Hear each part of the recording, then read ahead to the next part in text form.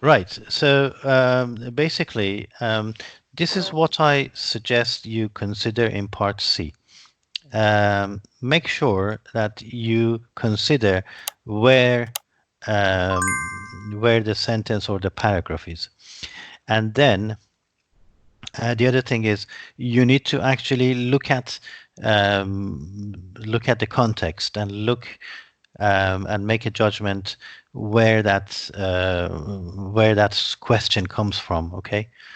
Um so, and as you can see, they are very, very similar, basically. So that's what we call inferred meaning, and opinions and attitudes, and then lexical reference also. So you need to actually decide um, what it's referencing to.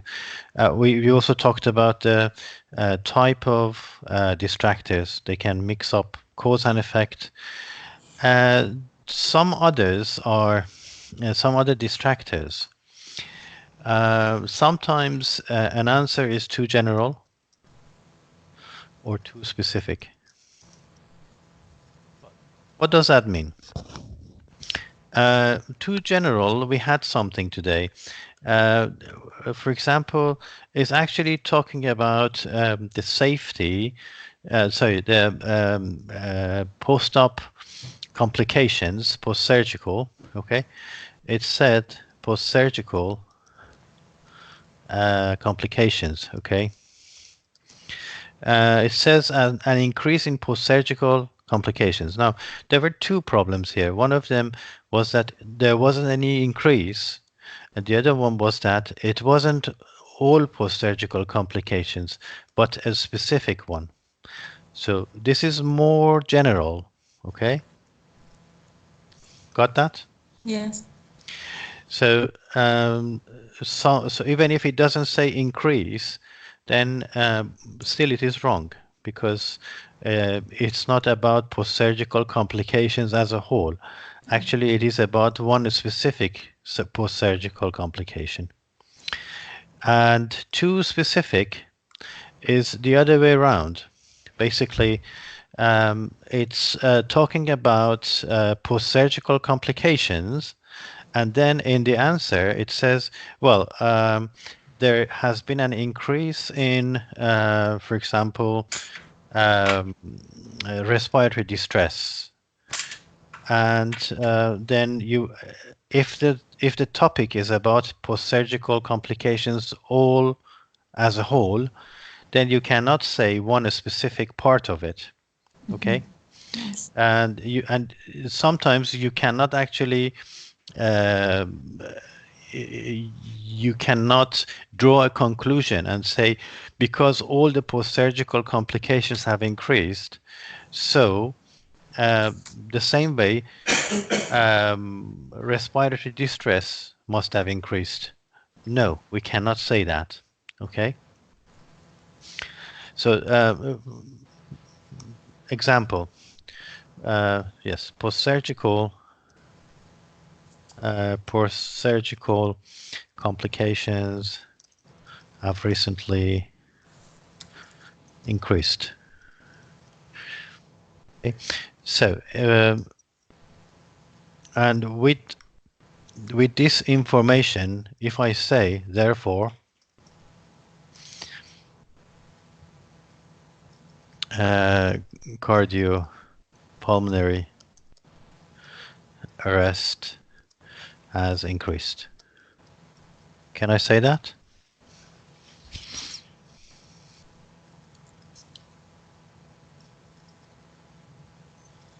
No, it is whole and it is specific. That's right. So that sentence is about the whole complications, and it's the whole number, the big number has increased, but we don't know. About the Yeah. specific So this is arrest. not, we don't know. Okay, it's not mentioned. Yes. So that is not correct. Okay, so we don't want that. Right. Okay. So cause and effect, too specific, too general, and sometimes this is also fact versus opinion. Okay. Now, sometimes when you read a sentence, you see that it talks about a fact, but in fact, it's not a fact. It is an opinion. Now, like what we had was that, um, for example, um, and the number of studies that have equivocal results about sleep deprivation have increased.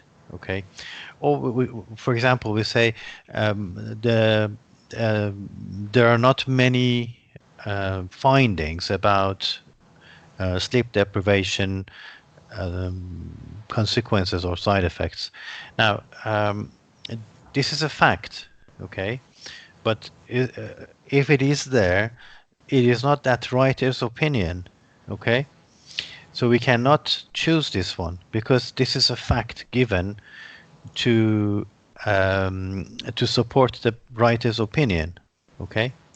So basically, if I say something as a fact, the reason I'm saying that is my opinion. Okay? I'm not looking for the fact. I'm looking for the opinion. So when you read the answer, if you see that there is a fact, it is different from the person's opinion. Okay? So opinion is the reason I am saying that fact. So if I say, for example, it says this Mr. Van Cote says this because he wants to say that there are so many different effects or consequences of uh, mm, the sleep deprivation. Okay, well, it says this is a fact that he says that there is plenty of consequences of sleep deprivation, but his opinion is that it is difficult to treat. So he has said that fact to prove an opinion. Okay, got Yes. that? Yes. So we say there are so many consequences of sleep deprivation, and every organ in the body is affected by it. Okay, so it says why Van Coota says this. Okay, so Van Coota says this sentence to say that it is difficult to Treat. find a treatment. Okay, so this is the opinion, right? So what I'm saying is this is fact. Van Coota gives this as a fact, but why? Because he wants to prove this opinion that it is difficult. So the fact that it is difficult, that is the opinion. Okay. So sometimes in the answers you can see the similar cases. They actually give you this sentence and you say, well, it is correct. It says it in there. Okay. But it doesn't say that why Van Cotter is saying it. Okay. So this is a correct sentence, but it's a correct fact. But it doesn't say why he is using it. Okay, got that? Yes. Okay. So these are the distractors that are used um, very commonly. Cause and effect, too general, too specific, fact and opinion. These are the most common. Okay. So there are others as well, but mostly we have these. Okay. Um, Right. Any problem? Where are we? Oh, 6:30. I think I spoke a lot today, didn't I? Thank you, doctor. Okay. I hope it is helpful. But as you mentioned, yes, we need practice. So the more we practice, the better. But focus on these skills: skimming, scanning, fast reading, gist and purpose, and then inferred meaning and um, points of view. That is opinion and attitude rather than just simple fact. And that is what is required in Part C. Part C might sound easy, but it is not easy. Okay. Now, um, how do you practice practicing writing, reading? How do you practice? I think like an exam, we just should take time and do the practice in time. Okay. Um, if you have enough, if you have enough material, that's fine. Yes, just do that as an exam. But then focus on skills. Okay. Yes. So each time, focus on something. If you don't have enough material, use IELTS material. Okay. And we need these skills. So each time, focus on one. Say, okay, I'm going to practice skimming today. I'm going to practice scanning today. Okay. Fast reading. You might not remember, but at our time, we had Nosrat, Tondkhani Nosrat. Do you remember that? Yes. Yep. Yes. And they gave you some booklets to practice fast reading. And then gist and purpose, and then so one by one, focus on the skill. And you need to find out which one helps you. And remember, all the practice tests you see, these are just samples. This is not the real exam. In the real exam, what they want to check is your skills. Okay? And this is so important because they don't care what you know. They don't care about your knowledge. They want to see how you apply your knowledge. Okay? In medicine, you're doctors. In medicine, um, most of the exams, they check your knowledge, not your performance.